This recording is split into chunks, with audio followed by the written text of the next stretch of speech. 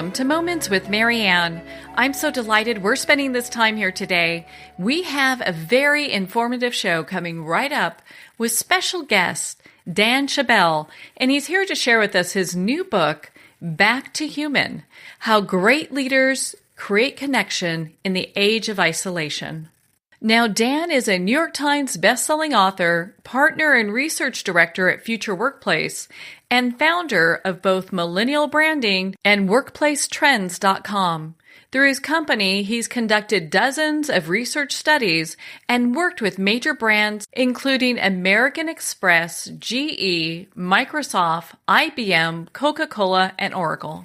Dan has been recognized on several lists including INC's 30 Under 30 and Forbes 30 Under 30. So let's welcome to the show Dan Schawbel. So happy to be here with you. What a pleasure it is to have you here. My goodness, you're getting such great reviews for this book. You must be so happy. So happy, but like the other two books, every book was rejected by every publisher besides one. And the process for both writing, selling, promotion was very daunting. But because of all that work and how it didn't come easy, I appreciate it more, and I'm more grateful because of it. Well, hey, congratulations on your great success. I know that the book has been flying off the shelves for very good reason. And so I've got a list of questions. We'll see how much we can get through today, because I'm sure that, your book covers so much. We could talk for days on it. So, in your book, you talk about how technology is isolating and hurting us. I think most of us know the answer to that question, but I'd love for you to share your insights on that. Technology has created the illusion that we're very connected, when in reality we feel more isolated and lonely from our misuse and overuse of it. You could feel like you're around so many people, whether you're in the subway, walking the streets, or in an office, yet around no one at the same time, because people are physically there, but not mentally, spiritually, or emotionally. And we tap our devices over 2,600 times a day, look at our phones every 12 minutes. During a business meeting, we text an average of 5 times, so we're not really paying attention and embracing the people around us, where, a lot of people are more concerned with the likes and comments of people they don't even know on social media rather than the people they're actually with. And that can really kind of distort our reality. We think we have a lot of friends, Facebook friends, yet, how many people are actually going to be there for us in, tough times. And in the workplace especially, if we don't have a socialized workforce and people feel disconnected, they're more likely to leave. Yeah.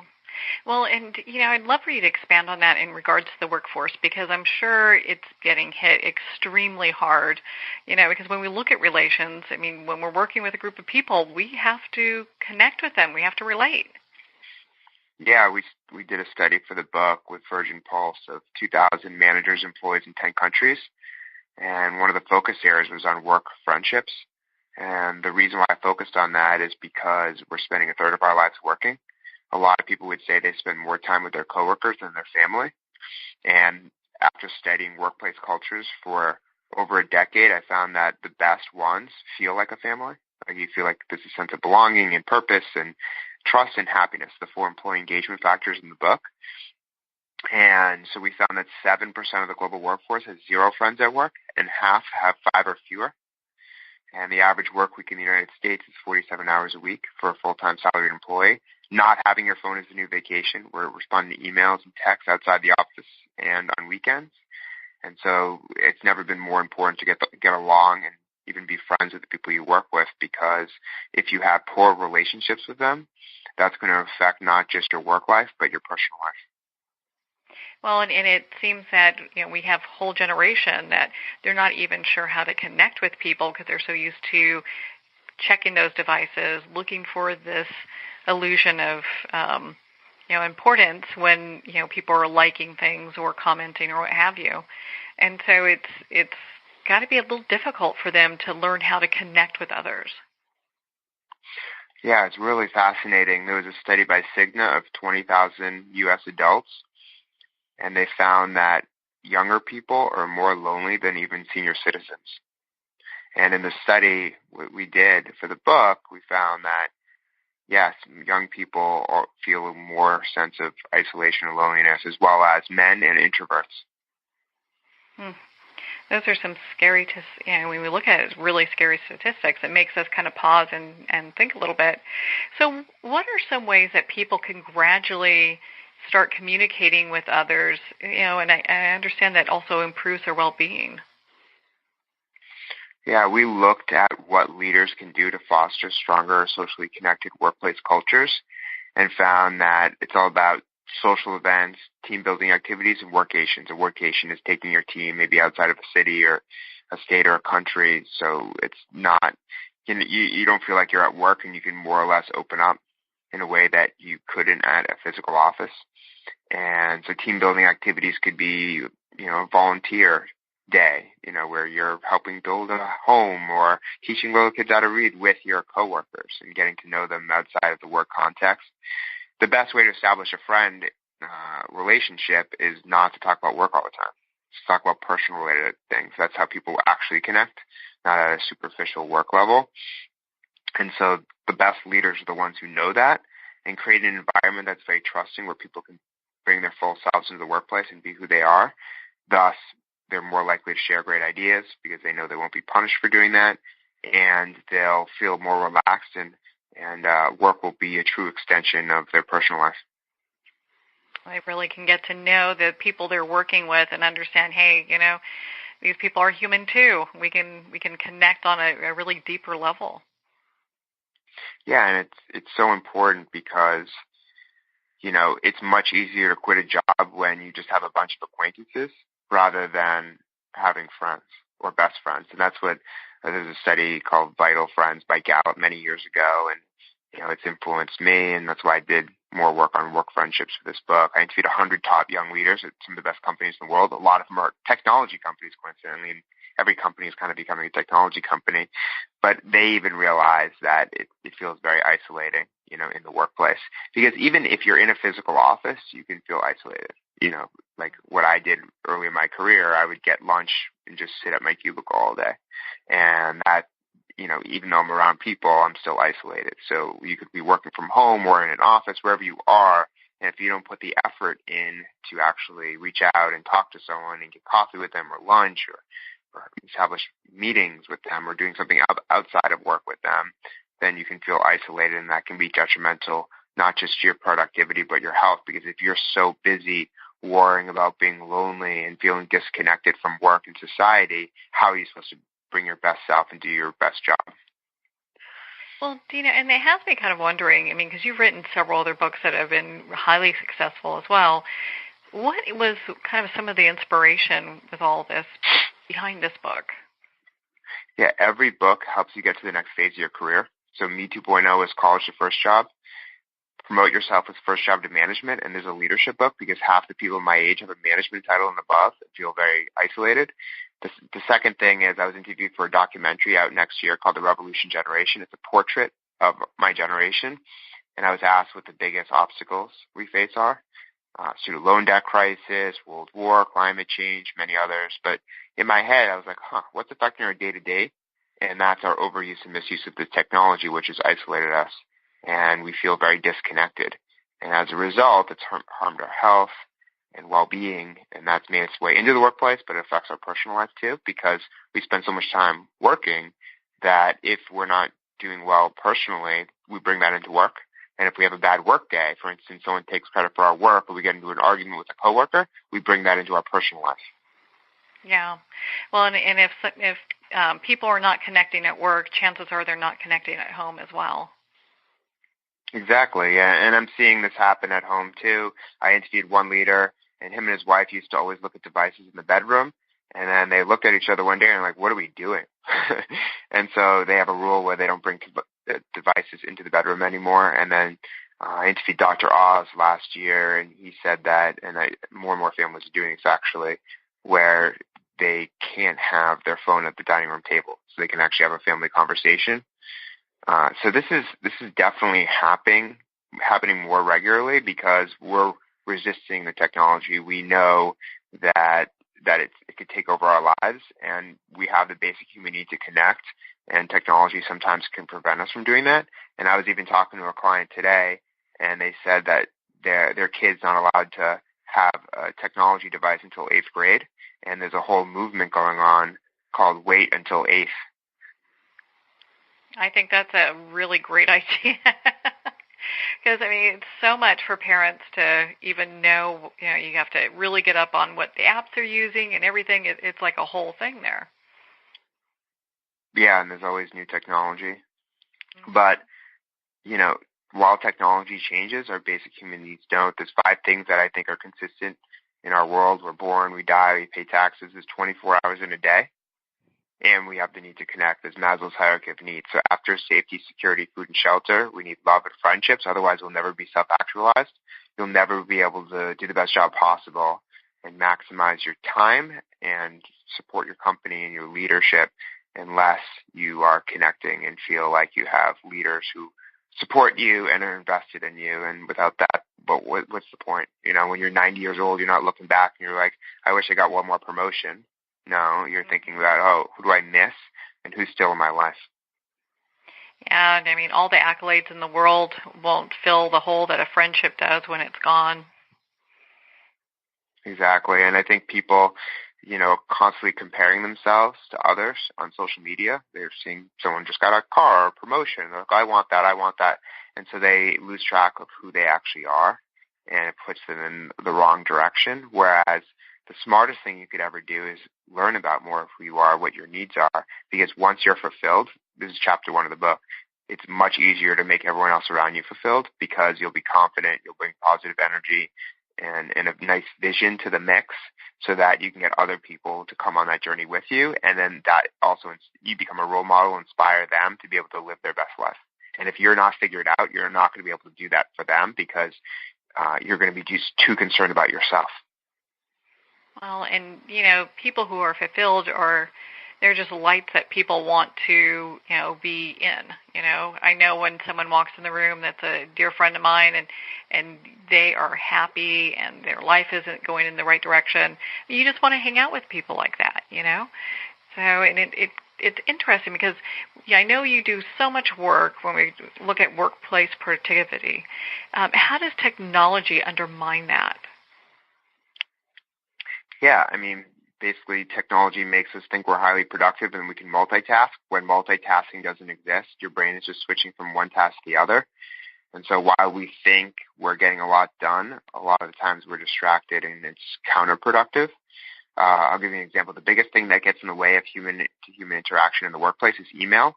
Yet a study in the Harvard Business Review found that one face-to-face conversation is more successful than 34 emails exchanged back and forth. So instead of going back and forth and hoping people understand what you mean, all you have to do is pick up the phone or walk 4 steps and explain yourself. Back to Human has so much great research in it. When you were doing the research for this book, was there one that really kind of stuck out for you that you're like, wow, I can't believe that this is a thing? The biggest finding in the book, and one of them in my whole career, I would say, is the dark side of remote work. I've worked remote for 8 years, so it resonates with me. And it's such a personal thing to so many people, so people have reacted in a strong way because of just talking about it. So everyone talks about the light side of working remote. You get the freedom and flexibility to work when, where, and how you want. And that's great. I think it's an amazing thing. It saves on commuting costs. The longer you commute, the more depressed you are. There's research on that. But there's a real dark side. The dark side is you don't get the human connection as much, and so therefore you become more isolated and lonely and disconnected, engaged. And the big finding is if you work remote, you're much less likely to want a long-term career at your company. So it affects team and organizational commitment, and that's a really big deal because retention, it can be a huge cost for a company, and obviously it's bad for someone's health, well-being, and career prospects. Yeah, and without a doubt, because it takes so much to get a person to that place where they can do that job, and you don't want to let good people go. So, what are some of the tips that our listeners can use if they are working remotely to kind of be more connected?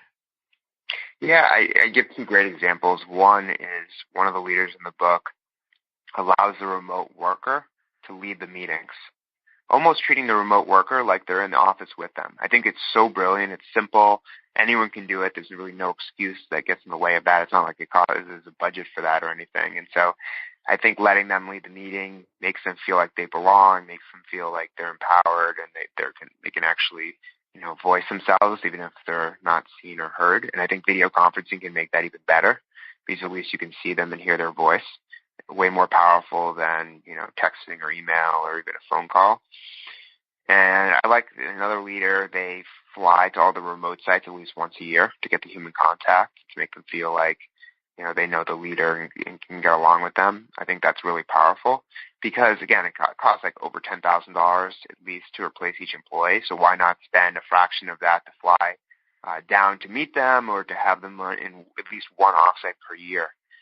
And that can make a huge difference. I mean, I just know in terms of my company, if I didn't see my business partners, my employees, if we didn't have 4 conferences for our clients every year, and I'm at one right now, I'm at the last one of the year right now, it would be a huge issue. They wouldn't work with us anymore. Yeah, I mean, and you're so right. I mean, that in-person presentation, connecting with people, there's no replacement for that.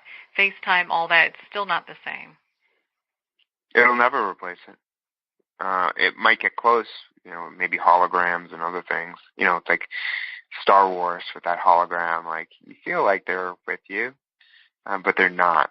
And even though we have chatbots now that, if someone dies, the chatbot makes it seem like they're still alive, because of machine learning and the advancements we have. So senior citizens are sort of kept in company with the artificial intelligence versions of the people that they've lost. It's pretty interesting, right? But the reality is not the same. It'll never be the same, and we feel that even if we don't admit it. Yeah, I think that it would come with a whole another set of issues when we talk about grief and loss and what have you. But, I'm kind of thinking, because we've been talking about, just different companies, company culture, so what's the difference when we look at older, mature, employees versus younger employees? Well, 2 things. One is I'm fearful of the upcoming generation. Teenagers would rather text than have a face-to-face meeting, and that's the first time that's ever happened. So millennials and Gen Xers and boomers and silent generation would rather have in person, even though some might use the technology too much over in person. And so I think I'm a little fearful on that, and I think that what we need to start to think about is use cases, right? So if you're trying to remind an employee to go to a meeting, a text message is suitable. But if you're in an argument or someone takes care of your work or, you're trying to communicate your vision, it's probably not effective to text about it and go back and forth and hope people get the point or hope you're resolving the issue.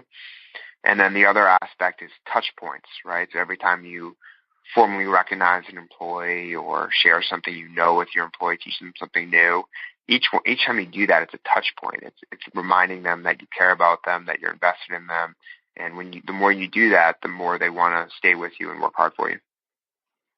Well, and on that topic, so how can the leaders, discover what type of recognitions different employees really respond to well?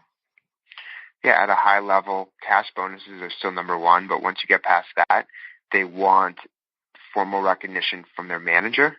And then number 3 is they want it from the executive. So recognition from the manager is really important.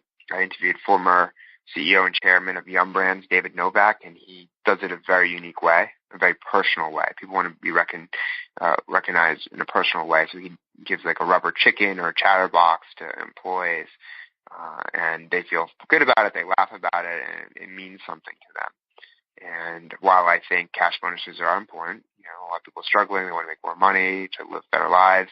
I think at some level, just a few words can really make a difference in people's lives. Well, and we mentioned positive work culture before. And so when a company does an assessment and says, okay, well, I don't think we have a really good, culture going on here, we need to make some shifts, what are some things that they can do? The hardest thing is, in order to make a real shift, it comes from the top down. So if your leader is not on board with that shift, it doesn't matter. None of this matters that we talk about. So you want to get the top people on board and explain to them that if you create a more socialized work culture where it feels like a family, it's going to increase retention, and therefore you'll be able to grow faster, because you can't grow as a company if you're always trying to replace employees. It just is not going to happen.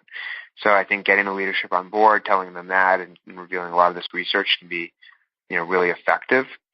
But I think also, it's about having leaders who are trustworthy and create a sense of belonging and purpose, and more of a happy culture where people can be themselves and do the best they can, and then the resources required for them to grow, because everyone wants to learn and develop, especially at a young age. And so if you can create a culture where people who are older are teaching people who are younger, people who are younger are teaching people who are older, and just, you have a diverse workplace where everyone's helping each other out together, that's how everyone can improve together and allows a company to grow faster. Yeah, we need more of those nowadays, don't we? So it seems like companies are understanding the need for having a really positive culture, and some of them are not quite sure how to develop that. Is that something that you help them do as well? Let's say if there's a Fortune 500 company, they're trying to figure out, okay, we need to fix something because what we have isn't working. Do you come in and do assessments on that? So we don't do assessments, but what we do is we advise companies, and we provide the necessary research and network so that companies can meet other companies and showcase best practices so they can learn from each other. So we're community organizers and advisors, you could say. And then through the books and the presentations and the events and everything we do, these online courses, we help facilitate those interactions and that learning to help them improve and get better and show them what it looks like to have a good corporate culture. I think that's a great start for those that are kind of confused on what the next step is or how to make those changes. Well, and so I know in this book, Back to Human, you interviewed 100 leaders, and you had all these great discussions. What was one that really stood out for you? Yeah, the biggest one that stood out to me is a girl by the name of Rashida. She's an executive at IBM. And so she was working in North Carolina, and they relocated her to New York City, which is much more expensive. And so there was a lot of, financial concern, and she was very stressed out about the move. But her manager took her in like she was his child, supported her, got her connected, paid her enough. And as a result, she's still working there. And it goes back to Maslow's hierarchy of needs, because she had safety, shelter, food, and all her loving and friendship needs met. She was able to be a rock star, and she's my age, and she's an executive at the company, and it's one of the biggest companies in the world. So I think that type of empathy and support and understanding can really be helpful, and she will probably be talking about that situation for the rest of her life because of it. That's so powerful. I mean, and I think it's so great to have people of different ages in the executive role, because, you get different perspectives. If you have all one perspective, nothing changes. Exactly. So, yeah, I talk about diversity. I think you need to hire and connect with people on a value level.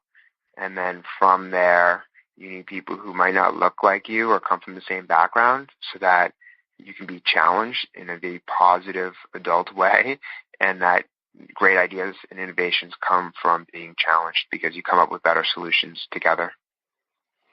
Yeah, isn't that the truth? Well, and so what final thoughts would you like to leave our listeners with today? I think the most important message is use technology as a bridge to human connection, not a barrier. Let the technology guide you to a physical place, but when you're in that physical place, make sure you're present, attentive, listening, and showing respect, as well as communicating your ideas so that you can form stronger bonds, come up with better solutions, and your company and you will benefit as a result. Well, Dan, I loved your book, Back to Human. I thought it was a great resource. It's full of so many just really top-notch ideas, and I can see why it's so popular. Where can our listeners go to connect with you and be part of your community? You can go to dan-schwabel.com, danschwabel.com. You can also take the Work Connectivity Index, workconnectivityindex.com, and it measures the strength of your work relationships. You get, a connectivity score, and if you have a low connectivity, that means you probably should be proactive in establishing more strong human connections with your team. Well, it's a good place to touch base and figure out what's going on as far as being connected. Dan, thank you so much for taking the time to be on the show with us here today. Thank you. I appreciate it. Well, thank you, Dan. It's been such an honor to spend this time with you and, of course, to talk about your new book, Back to Human. Back to Human's available at Amazon, Barnes & Noble, and all indie bookstores. Well, we're at the end of our time today. I would like to thank everyone for tuning in. You're listening to Moments with Marianne. And remember, make every moment count.